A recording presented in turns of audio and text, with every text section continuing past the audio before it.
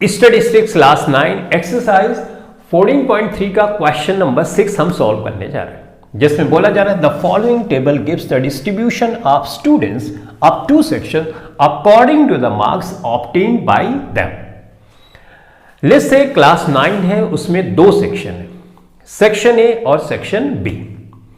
Section A और section B के जो स्टूडेंट्स हैं उनको मार्क्स के आधार पर डिस्ट्रीब्यूट किया गया, यानी कितने मार्क्स कितने स्टूडेंट को मिले उसके आधार पे एक डेटा तैयार किया गया। तो सेक्शन ए का डेटा इस तरह से आया, सेक्शन बी का डेटा इस तरह से आया। इसको समझेंगे कैसे? जैसे 20 to 30 के सामने 17 है, इसका मतलब 20 to 30 मार्क्स 17 स्टूडेंट्स को मिलते हैं। अब इस डेटा से हमको करना क्या है? Represent the marks of the students of both the section on the same graph. हमसे बोला जा रहा है कि सेक्शन ए और सेक्शन बी दोनों स्टूडेंट के जो मार्क्स हैं उनको हमको एक ही ग्राफ पे दिखाना है बाय टू फ्रीक्वेंसी पॉलीगन, यानी दो फ्रीक्वेंसी पॉलीगन बनाना है, एक सेक्शन ए का और सेक्शन बी का, और दोनों एक ही ग्राफ पे बनाना है।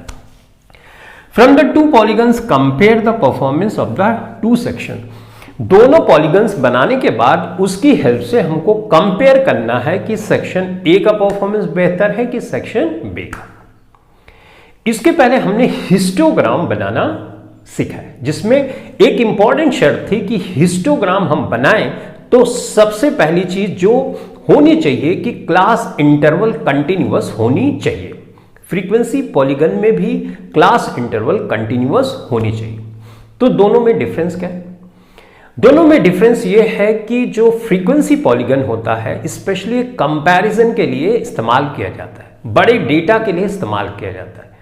हिस्टोग्राम में आपने देखा था कि रेक्टेंगल बनाना पड़ता है तो उसमें टाइम कंज्यूमिंग भी होता है, जबकि पॉलीगन टाइम कंज्यूमिंग थोड़ा कम होता है। अब तो दोनों में जो मेन डिफरेंस है रिप्रेजेंटेशन का, वो कैसे अलग हो जाता है। जैसे मैंने बोला कंटिन्यूअस इसमें भी चेक करना है, तो चेक करो क्या कंटिन्यूअस है कि नहीं। यहां पे 10 है, 10 पे खत्म हो रहा है तो 10 पे ही शुरू हो रहा है, 20 पे खत्म हो रहा है 20 पे ही शुरू हो रहा है। अब जो भी क्लास इंटरवल आप देखोगे वो कंटिन्यूअस है, इसका मतलब हम इससे फ्रीक्वेंसी पॉलीगन बना सकते हैं। अगर नहीं होता तो हम उसको कंटिन्यूअस बनाते। हिस्टोग्राम में हम ये जो मार्क्स रहता था एक्स एक्सिस पे दिखा देते थे, जैसे 10, 20, 30, 40, 50 ऐसे दिखाते चले जाते। लेकिन पॉलीगन में हमको मिड वैल्यू दिखानी होती है, जैसे 10 और 20 के बीच की मिड वैल्यू, यानी एवरेज निकालना होगा हर क्लास इंटरवल का, और वो जो वैल्यू आएगी उसको मिड वैल्यू या क्लास मार्क बोलते हैं, और उसको हम डेटा पे दिखाते हैं। हिस्टोग्राम की हेल्प से भी हम पॉलीगन बना सकते हैं, लेकिन सेपरेटली भी हम बना सकते हैं। चलो सबसे पहले मिड वैल्यू निकालें, क्योंकि ये तो जरूरी है पॉलीगन बनाने के लिए। देखो यहां पे 0 से 10 है मिड वैल्यू, यानी एवरेज कैसे निकालते हो? 10 प्लस 0 डिवाइडेड बाई 2 कितना आया? 5 है। अब एक इंपॉर्टेंट चीज तुमको बता रहा हूं, ध्यान देना, इससे आपका कैलकुलेशन जो होगी वो फास्ट हो जाएगी। अगर यहां डिसिमल होता तो आप इसको जोड़ते 2 से डिवाइड करते, टाइम कंज्यूमिंग होता। तो एक ट्रिक ध्यान से सुनो, जैसे यहां पे 10 से 20 है, 20 से 30 है, इसमें क्लास विथ क्या है, यानी डिफरेंस क्या है? 10 का। देखो यहां पे 10 का difference, 20 minus 10 is equal to 10, 30 minus 20 is equal to 10 का डिफरेंस। अगर ऐसा है कंटिन्यूअस क्लास इंटरवल है तो एक का एवरेज निकालो और बाकी जो क्लास इंटरवल या क्लास विथ है या क्लास साइज है उसी को ऐड कर। 10 का डिफरेंस सब में है, तो देखो इसमें 10 जोड़ूंगा, 5 में 10 जोड़ूंगा, ये हो गया 15, 20, अब 15 में 10 जोड़ूंगा, ये हो गया 25, 25 में 10 जोड़ूंगा 35, 35 में 10 जोड़ूंगा 45। तो मैंने एवरेज तो नहीं निकाला डायरेक्ट, लेकिन ये सब एवरेज ही है। देखो कैसे, 40 प्लस 50 90, 90 का आधा करोगे 45, राइट। अगर कंटिन्यूअस नहीं है तो एवरेज कैसे निकालोगे? कंटिन्यूअस नहीं है तो अपर लिमिट लोअर लिमिट को जोड़ के 2 से डिवाइड करना होगा। ज्यादातर क्वेश्चन में ऐसा नहीं होता, कई बार ऐसा होता है कि एक आध क्लास ऐसी होती है जो कि कंटिन्यूअस नहीं होती, उसके बाद फिर से, तो जहां से दोबारा से कंटिन्यूअस आना शुरू हो जाए, जो मैंने अभी तुमको बताया कि कैसे फास्ट कैलकुलेशन करनी है, कैसे डिफरेंस को ऐड करना है, उसका इस्तेमाल कर लेना। और अगर इसमें कंफ्यूज होते तो जैसे करते हो एक एक को जोड़ना, 2 से डिवाइड करना, अब ये टाइम कंज्यूमिंग हो जाएगा, ये ध्यान में रखना। ठीक है, तो ये हमने यहां तक समझ लिया। अब इसका क्लास मार्क आ गया। इसी तरह से इसकी भी देखो, क्लास इंटरवल सेम है, कंटिन्यूअस है, तो इसका भी क्लास मार्क सेम ही आएगा। तो मैं यहां पे वही कॉपी कर दे रहा हूं, 5, 15, 25, 35 और 45। अब हमको फ्रीक्वेंसी पॉलीगन बनाना है। तो देखो, फ्रीक्वेंसी पॉलीगन बनाने के लिए आपको कुछ एक्स्ट्रा सोचने की जरूरत नहीं। जैसे हिस्टोग्राम बनाया था उसी तरह से ध्यान में अपने माइंडसेट रखो ताकि आपको इजी हो जाए, क्योंकि जहां पे मिस्टेक होती है ज्यादातर बच्चों से, वो मैं जानता हूं। तो एकदम कॉशियस हो जाओ, मेरी बात ध्यान से सुनो। देखो हिस्टोग्राम में हम कैसे बनाते थे, पहले 0, फिर 10, 20, 30, 40, 50 ऐसे आते थे, ताकि यहां से यहां तक का डेटा इंक्लूड हो जाए। फ्रीक्वेंसी पॉलीगन में भी सेम करो। देखो 0 यहां पे लिखा, फिर 10, 20, 30, 40, 50 यहां तक पहुंच गए। ठीक है, इसमें कोई कंफ्यूजन नहीं। अब ये क्या है, ये तो 0, 10 की बीच की मिड वैल्यू है, तो मिड वैल्यू अब शो कर दो। देखो यहां पे ये मिड होगा वैल्यू, यहां पे मैं लिख दूंगा 5। ठीक है, उसके बाद 15 है, तो इसकी मिड वैल्यू होगी, तो मैं यहां पे लिख दूंगा 15। ठीक है, कोई कंफ्यूजन नहीं होना चाहिए।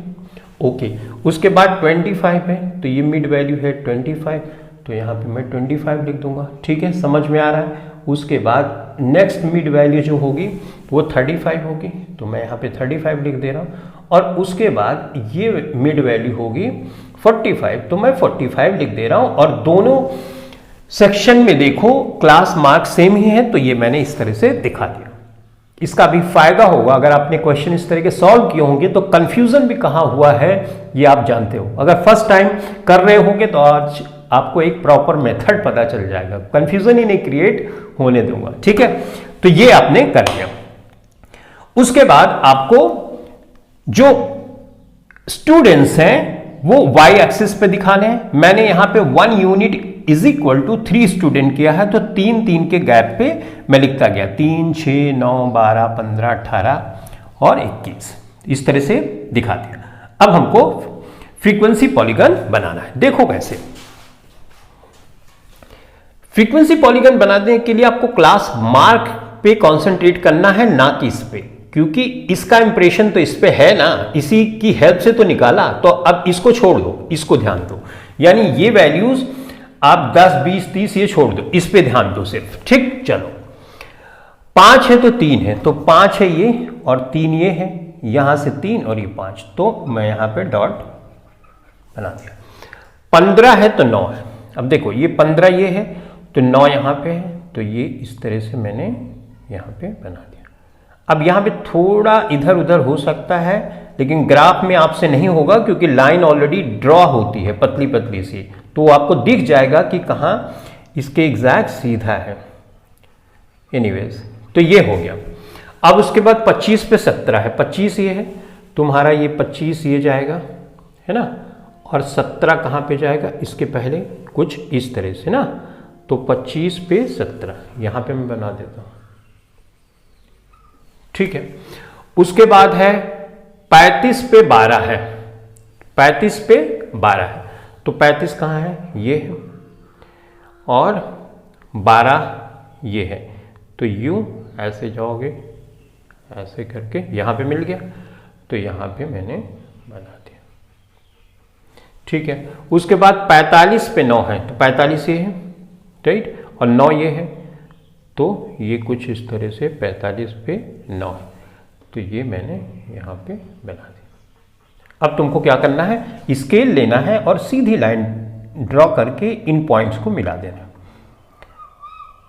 ये इस तरह से, यहाँ पे थोड़ा इधर उधर हो सकता है मुझसे, लेकिन आप करोगे तो प्रॉपरली इसको करना स्केल से। ठीक है, इस तरह से हमने कर दिया। ठीक है, ये क्या है, ये भाई सेक्शन ए का मैंने दिखाया। अब इसी तरह से इसको दिखाना है, बिल्कुल आसान है। देखो यहां पे 5 के सामने 5 है, यानी 5 ये वाला लेना है और 5 यहां पे, तो 5 कहां पे है, ये इस तरह से, तो 5 के सामने 5, ये मैंने बना दिया। ठीक है, 5 के सामने 5 बना दिया। ओके, अब दूसरा हमको दिखाना है 15 के सामने 19 है, तो 15 के सामने 19 है, तो 15 के सामने 19 है, 19 18 19 यहाँ पे आएगा, राइट। तो मैं यहाँ पे दिखा दिया। ठीक है, उसके बाद है 25 के सामने 15 है, तो 25 यहाँ पे है, 25 ये है और इसके सामने 15 है, तो 15 कुछ 25 के सामने 15 ये है, राइट। 25 के सामने 15, तो मैं यहाँ पे दिखा दूँ। ठीक है, उसके बाद 35 के सामने 10 है, तो 35 यहाँ पे है और 10 कहाँ पे है, ये, तो 35 के सामने 10 है, तो यहाँ पे इस तरह से हमने दिखा दी। ठीक है, उसके बाद है 45 के सामने 1 है, तो 45 कहाँ पे है, ये है और इसके सामने 1 है, तो कुछ इस तरह से 1 यहाँ से आएगा, 45 यहाँ पे है, तो मैं इसको यहाँ पे दिखा दूँ। अब इसको पॉइंट्स को मिला दूँ। देखो, ये मैंने यहाँ पे मिलाया, इस पॉइंट को मिलाया यहाँ पे, इस पॉइंट को ऐसे मिलाया और यहाँ पे हमने ड्रॉ कर दिया और इस पॉइंट को यहाँ से ज्वाइन कर दिया। अब ये किसका परफॉर्मेंस है, ये सेक्शन बी का है। अब जो फ्रीक्वेंसी पॉलीगन का मतलब होता है क्लोज फिगर, ये तो क्लोज है नहीं, यहाँ पे खत्म हो जा रहा है। अगर मैं इस एक्स एक्सिस से जोड़ दूं तो इस तरह से देखो मिल जाएगा, ये भी मिल जाएगा, लेकिन कहाँ पे इसको ले जाके ज्वाइन करें, यहीं पे मेन कंफ्यूजन होता है।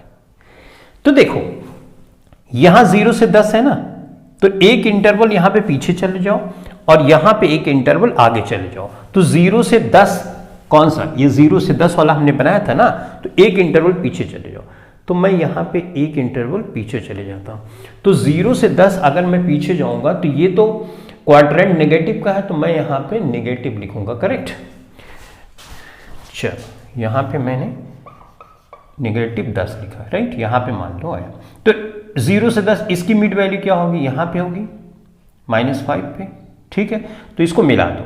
अब तो समझ में आया, 0 से 10 इधर, तो 0 से 10 इधर, तो ये मिला दो, दोनों पॉइंट को ले जाके यहां पे ज्वाइन कर दो, हो गया, यहां तो मिल गया। अब इधर ये 50 तक तो हमने किया था, अब 50 से एक इंटरवल और ले लो, यहां पे 60 कर दो, यानी एक इंटरवल पीछे जाना, एक इंटरवल आगे जाना है। ओके, 50 से 60 की मिड वैल्यू क्या होगी, बीच में एग्जैक्टली होगी यहां पे, राइट, कुछ तो यहां पे होगी, तो इसको ऐसे कर दें। अब इसको ले जाके यहां पे इस तरह से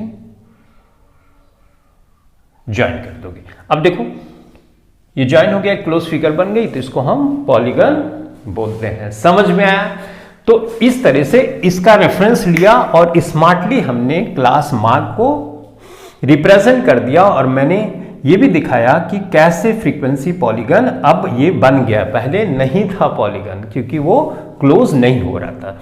एनीवेज, हमने फाइनली इसको ड्रॉ कर लिया। अब हमको कंपेयर करना है कि किसका परफॉर्मेंस अच्छा है। देखो, यहां पे कम मार्क्स है और स्टूडेंट ज्यादा है, यानी ज्यादा स्टूडेंट के कम मार्क्स है तो परफॉर्मेंस अच्छा नहीं है, करेक्ट। अब देखो, यहां पे ज्यादा मार्क्स है, यानी 20, 30, 40, 50 या 15, 25, 35, 45 से ज्यादा मार्क्स है, और स्टूडेंट देखो इधर ज्यादा है। ये कौन सा ग्राफ है, ये सेक्शन ए है, यानी ज्यादा स्टूडेंट्स हैं और ज्यादा मार्क्स है, तो परफॉर्मेंस किसका अच्छा हुआ, सेक्शन ए का, राइट। तो ग्राफ को देखो, ग्राफ मार्क्स की तरफ ज्यादा बढ़ता जा रहा है, ये वाला ज्यादा बढ़ता जा रहा है ना, इसका मतलब ये हुआ कि सेक्शन ए का परफॉर्मेंस सेक्शन बी के परफॉर्मेंस से अच्छा है। सॉरी, ये है सेक्शन बी, राइट। तो यहां पे लिख दो, the performance of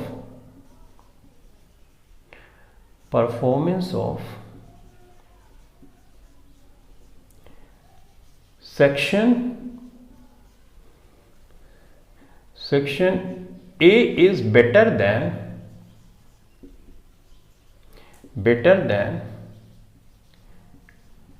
section B. Hope आपको बहुत बेहतर ढंग से समझ में आया होगा। यहां पे जो कंफ्यूजन होता है कि ये कहां ले जाके एक्स एक्सिस पे ज्वाइन करें, वो मेन है, वही चीज ज्यादातर स्टूडेंट को कंफ्यूज करती है। होप आप बहुत बेहतर ढंग से समझ पाए होंगे। थोड़ा सा बड़ा वीडियो है, लेकिन आपने बहुत से कॉन्सेप्ट को सीखा और मैंने आपको ये भी बताया कि कैसे क्विकली किसी चीज को कैलकुलेट करें। फॉर एग्जाम्पल यहां पे जो मैंने आपको चीजें बताई कि कैसे क्लास विद की हेल्प से हम एवरेज निकालते चले जाते। तो बस आज की क्लास के लिए इतना ही। Thanks for watching this video.